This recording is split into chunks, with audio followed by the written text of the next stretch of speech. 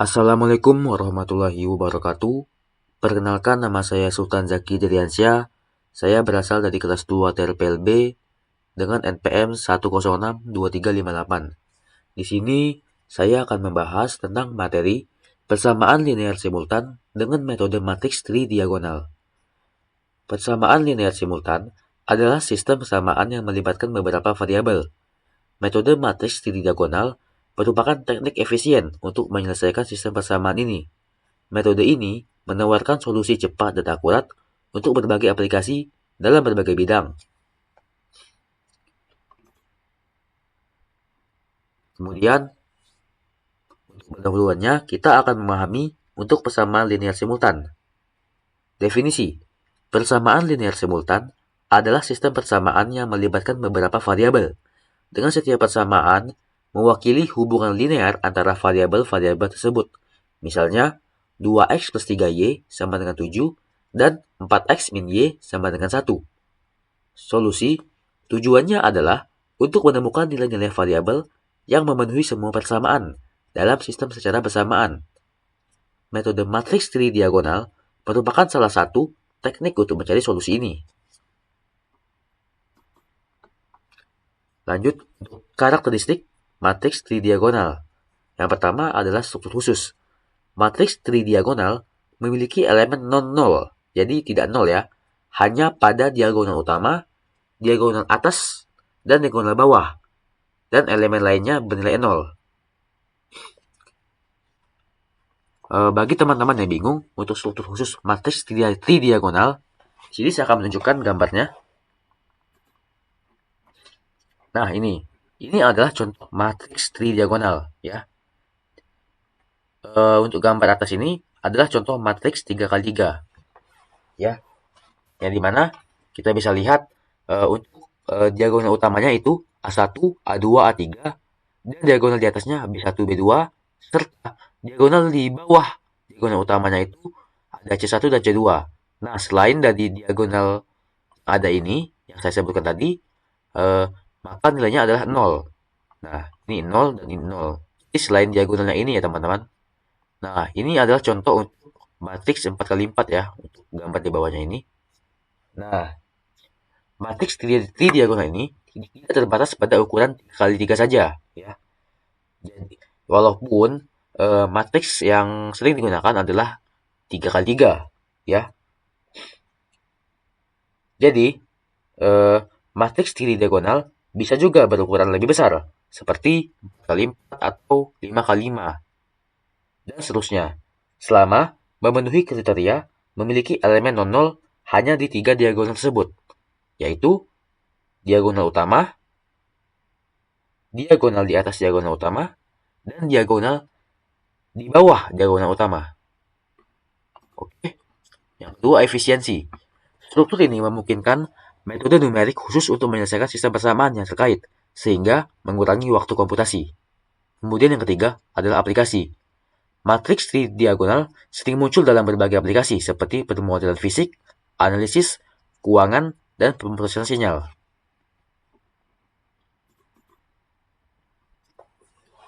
Lanjut, di sini ada langkah-langkah metode matriks tridiagonal. Yang pertama adalah metode konversi ya, di mana sistem persamaan linear simultan diubah menjadi bentuk matriks tridiagonal persamaan tulis dalam bentuk AX sama dengan B, di mana A adalah matriks tridiagonal, X adalah vektor variabel, dan B adalah vektor konstanta. Kemudian yang kedua adalah metode dekomposisi. Jadi, untuk metode ini, matriks A sebagai contoh didekomposisi menjadi produk dari dua matriks, yaitu L dan U, dengan struktur khusus yang memudahkan perhitungan. Dekomposisi ini menggunakan algoritma khusus. Kemudian yang ketiga ada metode substitusi, yang dimana langkah substitusi maju dan mundur dilakukan untuk menyelesaikan sistem persamaan. Pertama, LY sama dengan B dipecahkan untuk Y. Lalu, UX sama dengan Y dipecahkan untuk X, yang merupakan solusi dari sistem awal. Kemudian, selanjutnya kita akan membahas implementasi metode matriks tridiagonal. Nah, untuk bahasa pemrograman, metode ini dapat diimplementasikan menggunakan bahasa pemrograman seperti Python, MATLAB, atau C++. Implementasi ini memungkinkan solusi numerik yang akurat dan efisien untuk berbagai kasus. Lanjut, ada yang kedua, perpustakaan. Perpustakaan numerik khusus seperti NumPy atau dalam software dalam Python menyediakan fungsi yang dirancang khusus untuk bekerja dengan matriks tridiagonal, mempermudah implementasi metode. Yang ketiga, ada algoritma. Algoritma khusus seperti algoritma Thomas dirancang untuk menyelesaikan sistem persamaan yang terkait dengan matriks tridiagonal dengan efisiensi tinggi. Nah, ini adalah contoh kasus persamaan linear simultan. Untuk persamaannya, misalnya, sistem persamaan 2x plus 3y dikurang z sama dengan 1. Kemudian ada negatif 3x dikurang 6y ditambah 2z sama dengan 2. Lalu terakhir ada 4y ditambah 5z sama dengan min 3. Kemudian untuk bentuk matriksnya dapat ditulis dalam seperti ini ya. Jadi ada 2 sebagai koefisien dari x, 3 koefisien dari y, min 1 koefisien dari z. Ya. Dan 1 adalah hasil dari matriksnya. Ya. Kemudian sini akan dikalikan dengan matriks X yang dimana sini sebagai placeholder saja ya, sebagai placeholder. Kemudian ini sama saja. Yang kedua, min 3, min 6, 2. Mengambil koefisien X, Y, dan Z-nya. Dan hasilnya 2. Dikalikan dengan Y. Kemudian yang terakhir, Y ditambah 5Z sama dengan min 3. Karena tidak mempunyai variabel X, maka di sini itu X-nya kita nolkan ya. Kemudian untuk Y, 4. Dan untuk Z sama dengan 5. Sama dengan min 3. Untuk solusi, dengan menggunakan metode matriks tridiagonal, kita dapat memperoleh nilai variabel X, Y, dan Z yang memenuhi ketiga persamaan tersebut. Nah, ini adalah contoh soalnya. Ya.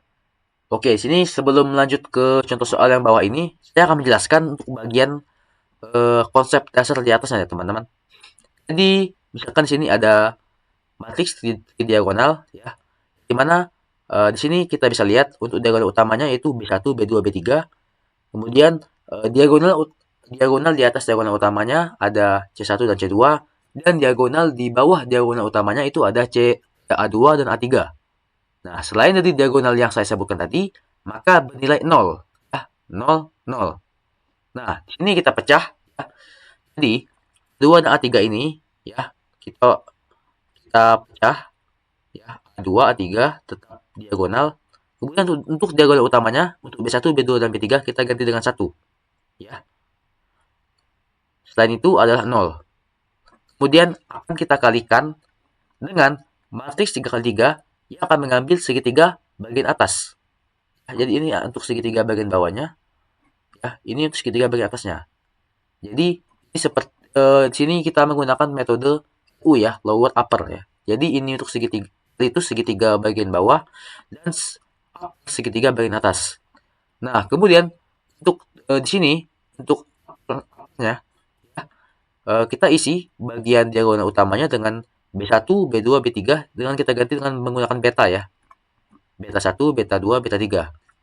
Lanjut di sini di atasnya ada diagonal utama di atas diagonal utama ya. Itu C1 dan C2 tetap ya, tidak berubah. Ya, sama saja seperti ini.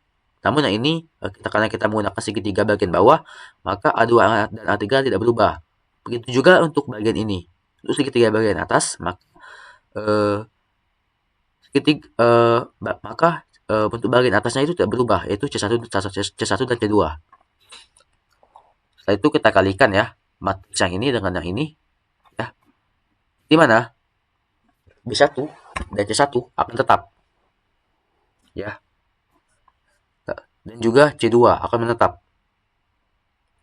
Kemudian di sini kita kalikan A2 dikalikan B1 ya untuk menutup bagian ini. Karena kita tahu sebelumnya dan yang kita sudah bahas sebelumnya bahwa untuk matriks tridiagonal maka tidak boleh angka 0 ya di matriks di diagonal utama, diagonal atas dan diagonal bawah. Jadi yang ini kita kalikan A2 ya, yaitu baris kedua dikali kolom pertama. A2 dikali B1 A2 B1, ya, A2 beta 1. Kemudian untuk kolom kedua di sini, ya, kita akan mengalihkan A2, ya, baris kedua dikali kolom kedua. A2 dikali 1 dikali beta 2, ya. Berarti 2 dikali C1 ditambah beta 2. Kemudian untuk bagian kolom kedua pada bagian ini, ya, kita akan mengalihkan baris ketiga dengan kolom kedua, ya. Maka A3 akan dikalikan dengan B2, maka A3 B2. Lanjut, untuk di bagian terakhir, kita akan mengalihkan A3, ya, yaitu baris ketiga dikalikan dengan kolom ketiga. A3 dikali B2 ditambah B3. Maka akan didapatkan ini, ya. Nah, kita bisa lihat untuk sistem diagonalnya, bagian 0 hanya didapatkan selain dari diagonal yang syarat tadi, ya. Sebagai syarat tadi, diagonal utama, diagonal atas, dan diagonal bawah. Selain itu, maka adalah 0. Nah, di sini dapat kita ibaratkan bahwa B1 ini adalah B1 dari ini, C1 C1, A2 B1 sama saja dengan A2, A2 C1 ditambah beta 2 sama dengan B2, kemudian A3 beta 2 sama dengan A3, dan A3 C2 ditambah beta 3 sama dengan B3. Jadi kita sesuaikan posisinya dengan matriks awal. Oke. Ini karena ini adalah contoh soalnya, ya. Saya akan menjelaskan, ya. Misalkan di sini ada matriks 4 dikali 4, ya. Oke. Kita pecah, ya, menggunakan konsep ini, ya. Jadi kita ubah ke bagian segitiga bawah, ya. Untuk diagonal utamanya kita isi dengan angka 1. Lalu diagonal di atasnya, ya, karena berisi angka 0, kita isi 0 saja. Dan selain itu kita isi 0. Yang di atas ini, segitiga atasnya. Kemudian di bawahnya, ya, diagonal bawah kita akan isi dengan angka A2 dan A3.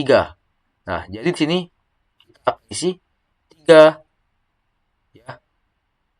Nah, di sini 27, maka 27 ini didapat dari 2, ya.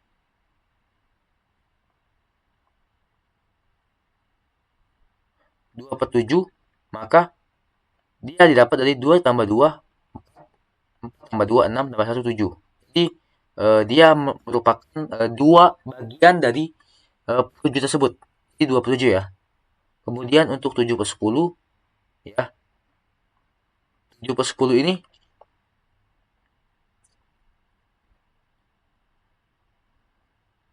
dia mengambil bagian dari ini. Ini kan 3 kali 3 kan. Nah, pada kasus sebelumnya, nah ini untuk 4 kali 4, maka dia akan mengambil ini, ya. C1, C2, C3. Ini diagonal bawahnya, ini diagonal utamanya, dan ini diagonal di atas diagonal utama. Nah, 7 ini kita dapatkan dari 3, ya, ditambah 2, ya, ditambah 1, tambah 1, 7. Ya. 7, 10 dapat dari mana? 10 itu merupakan angka yang ditambahkan dari banyaknya bagian, ya, bagian dari diagonal bawah tersebut. Kita tambahkan 3 tambah 1, 4, tambah 2, 6, 6 tambah 2, 8, 4 tambah 2, 10. Maka dia merupakan bagian dari si diagonal bawah tersebut, 7 per 10. Ya. Nah, tinggal kita balik. di sini ya 1 min 2 dia akan mengambil dari ini ya sesuai ini dan tidak akan berubah. Lanjut untuk 7 ya 3 karena dia miring ya, ini diagonal utamanya ya, kita isi 1 kemudian 3 ditambah 2 ditambah 2 7 ya. Kemudian untuk 10/7-nya kita balik saja karena kita mengambil bagian di diagonal untuk diagonal utama di atas diagonal utama ya. Kemudian untuk 11/10 untuk penjumlahan dari bagian ya, bagian yang ada, bagian semuanya itu kita tambahkan ya. 7 ditambah 2 9 ya. Kemudian ditambahkan 3 tambahkan 1 ya, sama dengan 10. Jadi merupakan bagian dari 10. Lanjut di sini kita kalikan A2 dikali B1 beta 1 sama dengan 3. Lanjut di sini mungkin teman-teman bingung kenapa A2 dikali B1 sama dengan 3 ya. Jadi di sini saat ketika kita mengalihkan A2 dikali B1 maka kita akan mengalihkan angka 1 dengan angka 3 maka akan dikalikan ya. Lanjut untuk karena A2 nya sama dengan 3 ya. Jadi ini ya tidak ada operasi apapun. Untuk A2 dikali C1 tambah B2 beta 2 sama dengan 1 sama dengan ya, 3 ya. Dikali min 2 ditambah B2 sama dengan 1 ya. Dapatkan B2 minus luas sama dengan 7. Untuk A3 dikali beta 2 sama dengan 2. Kemudian untuk A3 sama dengan 2/7. Lalu metode LU ini ya bekerja dengan baik pada kasus-kasus tertentu seperti trigonometri sistem ya. Dan juga atau buat teman-teman juga bisa mencari untuk beta 3, beta 4 ya. Beta 3 ya 2/7 dikali 2 ditambah beta 3 sama dengan 2 ya. B3 didapatkan sama dengan 10/7. Kita punya luas. Untuk menghitung dan mencari B4 ya, kita bisa menggunakan A4 dikali C3 ditambah beta 4 ya. Kita atau substitusi nilainya 7/10 dikali min 3 ditambah beta 4 sama min 1 kita luaskan B sama dengan 11/10. Nah, inilah mengapa buat teman-teman yang masih bingung ya dapat di mana 11/10, 10/7, 2/7 ya, 7 gitu. Jadi ini ada tersedia ya. Seperti ini misalkan ya, ini 2/7 dapat dari mana ini? Nah, karena A3-nya memang A7 2/7 gitu. Karena sudah ada di soalnya gitu. Lanjut ya. Begitu juga yang lain ya. Kemudian untuk kelebihan dan kekurangan metode matris diagonal, untuk akurasi solusi yang diperoleh melalui metode matris diagonal dapat dianalisis untuk menilai tingkat akurasinya. Ini merupakan membandingkan solusi numerik dengan solusi analitiknya jika tersedia. Kemudian yang kedua adalah efisiensi. Metode ini menawarkan solusi cepat dan efisien, terutama untuk sistem persamaan berukuran besar. Yang ketiga, akurasi. Metode ini menghasilkan solusi yang akurat dengan tingkat kesalahan rendah, yang cocok untuk aplikasi yang sensitif. Kemudian yang keempat, stabilitas. Di mana metode ini relatif stabil dan tidak terlalu dipengaruhi oleh perubahan kecil dalam koefisien persamaan. Kemudian sini untuk aplikasi bersama real simultan dalam kehidupan nyata. Yang pertama teknik sipil untuk analisis struktur, pembagian jembatan dan desain bangunan. Kemudian yang kedua ilmu ekonomi, pemodelan ekonomi, analisis portofolio dan prediksi pasar keuangan. Kemudian yang ketiga ilmu komputer, algoritma, pemrosesan gambar, desain game dan pemodelan grafis komputer. Kemudian yang terakhir adalah fisika, pemodelan gerakan, analisis modelan elektromagnetik dan solusi untuk persamaan diferensial. Oke, untuk kesimpulan saran, yang pertama, metode matriks ini ya Studi diagonal ini merupakan teknik yang kuat dan efisien untuk menyelesaikan persamaan yang simultan. Metode ini memiliki aplikasi yang luas dalam berbagai bidang. Untuk sarannya, kita harus memahami struktur dan karakteristik matriks diagonal, serta implementasi metode. Sangat penting untuk memanfaatkan potensi sepenuhnya. Oke, sekian dari saya penjelasannya. Apabila ada salah kata ataupun kurang jelas, saya mohon maaf. Wassalamualaikum warahmatullahi wabarakatuh.